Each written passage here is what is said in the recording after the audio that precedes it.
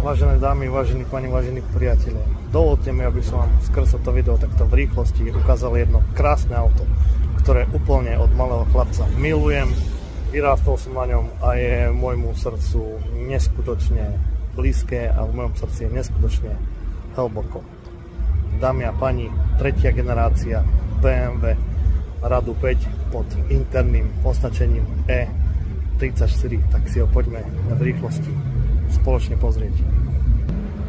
Toto krásne BMW Radu 5 E34 je to tretia generácia BMW Radu 5, ktoré bolo predstavené v roku 87 a M5 prišla hneď na to v roku 88, facelift prišiel v roku 92, v roku 95 ho nahradila E39 a Touring sa dal objednať ešte aj do roku 96.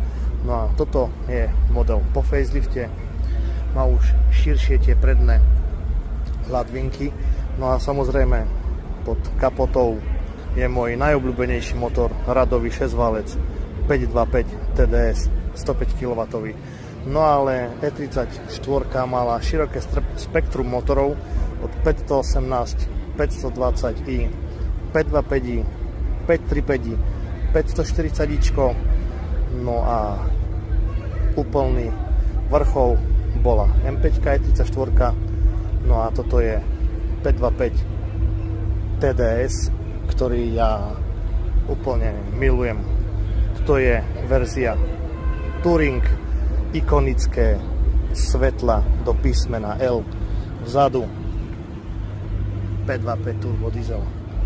No a samozrejme z prednej časti, čo sa mi veľmi páči, je ten ikonický dizajn tých predných kruhových svetiel, kedy BMW začalo túto éru u E28, 5, E23, 7 a pokračovali aj v týchto generáciách u E34, samozrejme aj u E32, aj u E30 a nástupca E39 už mal jeden spojený centrálny svetlomet.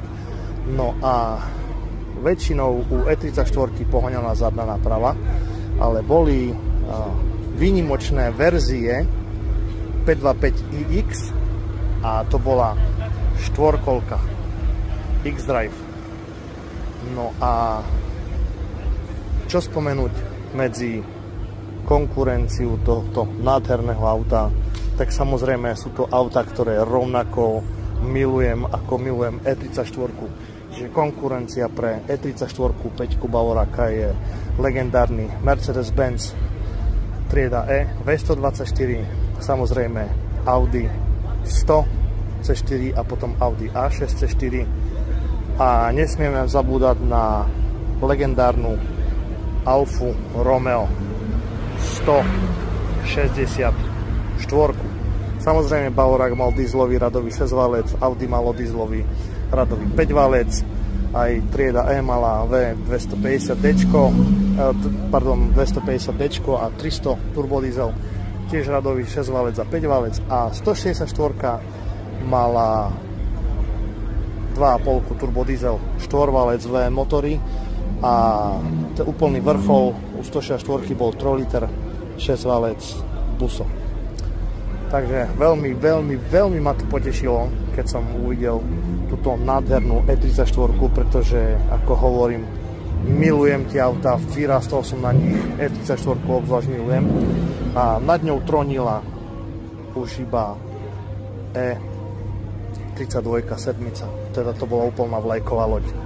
No a ak si pamätáte, vážení priatelia, tak ja som si kupoval autička v mierke 1:43 Burago BMW P35i a tých mám doma, že úplne požehnanie, pretože tie autá úplne milujem a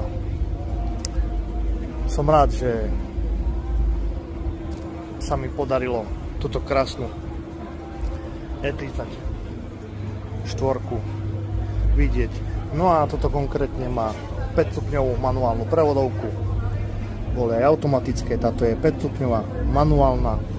No a ako som hovoril, vrchol tvoril model M5 3.6 radový 6-valec a vlastne toto je druhá generácia M5, lebo oficiálne prvá generácia M5 bola E28 a úplne prvá generácia ešte nemala M5, bola iba M535. Takže veľká radosť to vidieť naživo.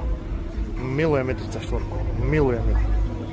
No a toto je verzia Touring, teda kombi. Mercedes mal model T, Audi malo Avant a BMW malo Touring. Čiže kráska BMW Radu 5 E34. Všetko dobré, vážení priatelia, nech sa vám darí. Moje meno je Matúš Rejta a ja ďakujem, že ste sa pozerali na kopec splných, ktoré vám prajem. Ďakujem. Čau, E34, milujem ťa a ďakujem za krásne detstvo. A že som mohol s tebou výraz, respektíve, že si bola neodmysliteľnou súčasťou môjho života. Čau.